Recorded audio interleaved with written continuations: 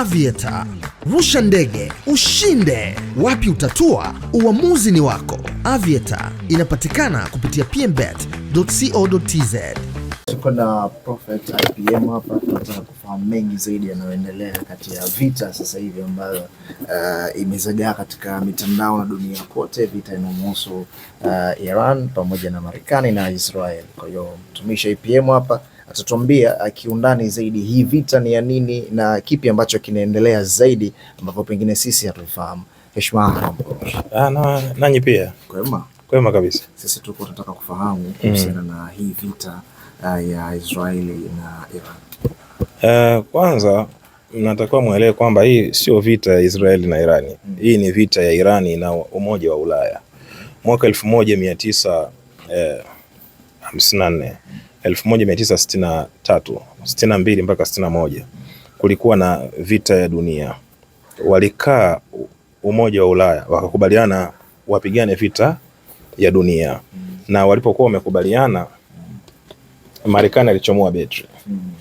Kuna sababu ya msingi ya kujiuliza kwa nini mpaka leo dunia inatumia dola na dola ina nguvu. Walikubaliana wapigane alafu wagawane. Umoja wa Ulaya upo kwa ajili ya Afrika, upo kwa ajili ya nchi zote zilizowazunguka. Kuna watu duniani hawawezi kuishi mpaka waue, na hilo wao wamekubaliana nalo. Nyerere alisema ukila nyama ya mtu huachi. The same pia malaya na mtu anayempenda. Sasa walipokuwa wamekubaliana hivyo, Mwamba alichomoa betri. Alipochomoa betri, ITRA akajikuta yuko peke yake. Nchi zote za Ulaya zikashuka kiuchumi. Ndipo wakawekewa masharti kwamba lazima watatumia dola ya Kimarekani. Ndio mpaka leo naiona dola ya Kimarekani ina nguvu, kwa sababu ni mkataba na ni sharti baada ya nchi za Ulaya kuwa zimeanguka. The same pia sasa hivi wamekubaliana hivyo hivyo kwamba wataila Afrika, wataila dunia kwa pamoja. Ndio maana unaweza kujiuliza nchi kama ya Kongo, vita mpaka leo inashindwa kumalizika. Kuna kitu gani pale? Kuna waasi gani ambao hawawezi kuondoka pale Kongo? Kwa sababu ukweli ni kwamba Ulaya ndio wako pale. Kwa hiyo Iran siwezi kusema eti wanapigana na Israeli. Iran inapigana na Umoja wa Ulaya. Kwa nini Netanyahu kila dakika 5 anapiga simu? Anapiga simu Marekani ya nini? Kila dakika 5, nchi ambayo iko huru, nchi ambayo ina teknolojia, nchi ambayo inajiweza kivita, inajiweza kisilaha. Kwa nini kila baada ya dakika 5? Kwa sababu yule ndio bosi wake. Kwa mimi IPM naweza nikasema Israeli ni Marekani na Marekani ni Israeli. Kwa hiyo kitendo cha Irani kupigana na hawa watu, maana yake yeye yuko peke yake anapambana na hawa watu. Ndio maana unaweza Urusi na China wanampa support ya kuhakikisha kwamba hahitaji kuwa mnyonge. Na hivi vitu ni vitu vya kinabii katika Biblia vishaandikwa kwamba Iran itakuwa ni taifa lenye nguvu, taifa kubwa. Kwa mimi IPM naweza nikasema Iran haiwezi kushindwa. Ndio maana iliandika juzi kwenye post yangu akasema hajafa, kwa sababu shahidi hawezi kufa. Unaona? Kwa hiyo wanachokifanya sasa hivi hapa Marekani ndio kile ambacho alikifanya wakati ule wa vita ya pili ya dunia. Amekuja ametengeneza kambi katika nchi za Kiarabu. Wewe unawezaje kumchukua adui kumweka ndani? Nyoka ni nyoka. Hata awe na sura vipi, hata awe ana upendo vipi, hata aongee vipi Kiswahili, nyoka ni nyoka. Kwa kitendo cha kuwachukua Marekani na kuweka katika kambi zenu katika nchi za Kiarabu, Waarabu Waislamu wanakaulia wanasema al-Islam kun Islam. Muislamu ndugu yake Muislamu, al-Islamu dinul haq, na Uislamu ndio dini ya haki. Sasa inakuwaje wewe umchukue mtu ambaye sio Muislamu na ni adui wa milele unakuja kumweka chini pale?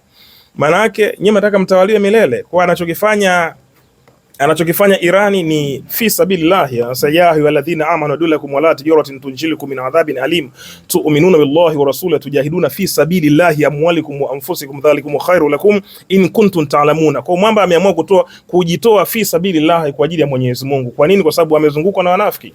Wewe kama ni ndugu yangu huwezi kuwa tayari kumchukua adui kumweka nyumbani kwako, kwa sababu huyo adui ni adui yangu mimi. Wewe kama ni mwanangu, mimi nikifa kiafisa tunasema mtoto wako anatakuwa ni mlee mimi na mke wako anatakuwa ni mlee mimi. Hasa inakuaje adui yangu mimi unamweka nyumbani kwako?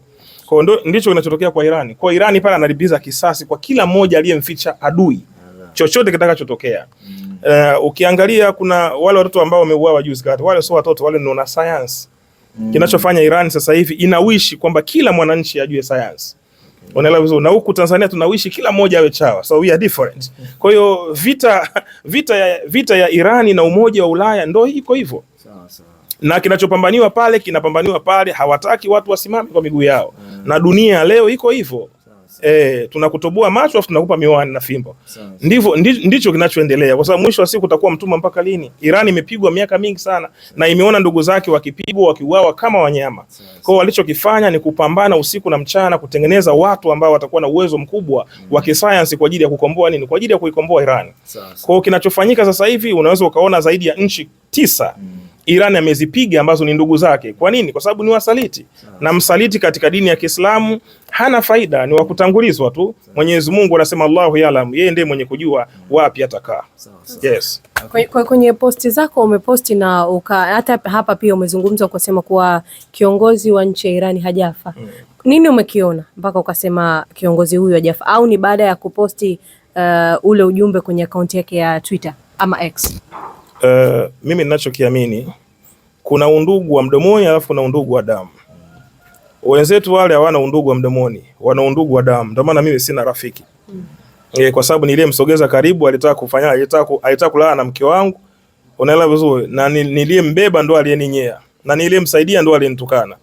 Unaelewa vizuri? Sasa hakuna dawa ya mswaki. Kuna dawa ya meno. Unaelewa vizuri?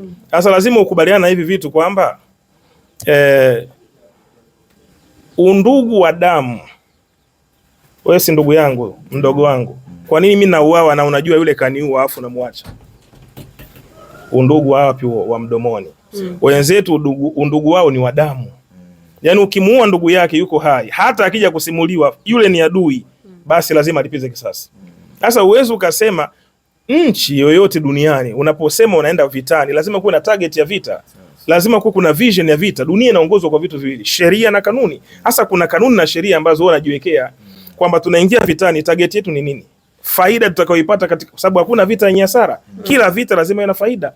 Hasa faida ya Marekani ni nini? Sio kumuua yule kiongozi. Faida ni kufanyaje? Ni kuondoa uongozi uliopo, wachukue mafuta yale waendelee kuishi duniani. Sasa kuna marais zaidi ya 200 kwa yule mmoja. Kwa hiyo nimezungumza hilo kwa upana kwamba yule sio mmoja, yani nchi nzima pale tayari kila mmoja na spirit kama ile, kwa sababu wenzetu undugu wao sio mdomoni, undugu wao ni damu. Unamuua leo huyu, kesho anaibuka huyu. Kwa miaka na miaka iko hivyo. Viongozi wangapi wa Kiarabu wameuawa, wa nchi za Kiarabu? Mbona watu wanaendelea? Mbona ugaidi unaoitwa ugaidi unaendelea? Alafu mimi IPM siamini kwamba Uislamu ni ugaidi. Siamini kwamba yale wanayofanya pale ni ugaidi. Wale wanajitetea. Wewe angalia, wanasema eti hiki ni kikundi cha kigaidi. Yaani nchi iko huru, nchi iko wazi na ina sheria, ina katiba. Wewe unakuja unaipachika jina. Ndio maana nilisema Osama bin Laden ni mtakatifu. Wachungaji wote wakanitoa kwenye group. Sasa mimi naamini ninachokiamini. Yaani mimi nina akili zangu, yani za peke yangu. Sasa mimi siingii ndani ya box. Unaelewa?